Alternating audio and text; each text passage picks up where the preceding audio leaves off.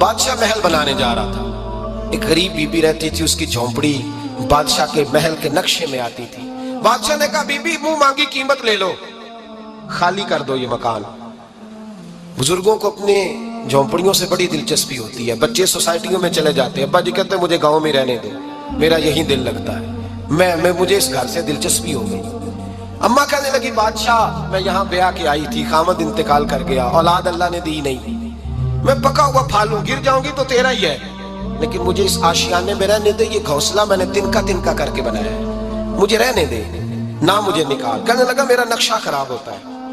बीबी सारा दिन मकान में बैठी रहती कि मेरी झोंपड़ी टूट ना जाए, जालिम की नजर में आ गई है, कहीं मेरा ये आरजुओं का महल चकनाचूर ना हो जाए। सारा दिन ड्यूटी करती। बादशाह ने भी 2-4 सिपाही खड़े कर दिए, जब घर से निकले तो बिल्डोज कर देना, मकान को गिरा दे। वो खातून कितनी दिन बंदा बैठ सकता है। एक दिन सरे शाम घर से निकली, 2-1 घंटे के बाद वापस आई तो मकान गिर गया था, दीवार बन गई थी। हजरत वहाब इब्न मुनब्बे फरमाते बस उसने दुआ की तो रब करीम ने वो शहर सारा तबाह कर दिया। उस बीबी ने 2 जुमले कहे तो उलट पलट दिया वो सारा शहर।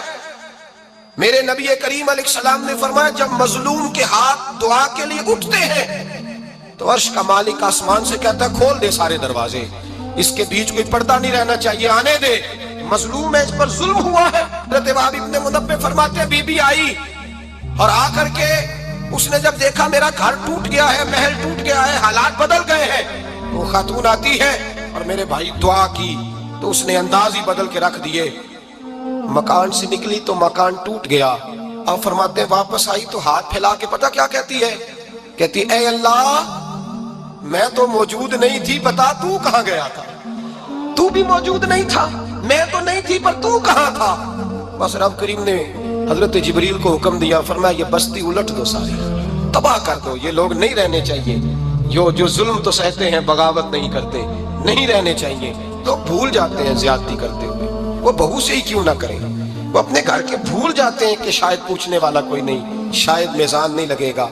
मेरे नबी करीम सल्लल्लाहु अलैहि वसल्लम ने फरमाया जुल्म से बचो, ये कयामत के अंधेरों में से एक अंधेरा होगा। जिंदगी में ज्यादती ना करें। अगर थोड़ी देर के लिए कोई चीज बर्दाश्त कर जाएंगे तो वो फायदा दे जाएगी, कुछ देर के लिए अगर सह जाएंगे तो नफा मिल जाएगा। सहने की कोशिश करें लेकिन ज्यादती ना करें। नजर को, सोच को, जहन को पाक रखें और मेरे भाई जिंदगी पूरी जुल्म से बचें।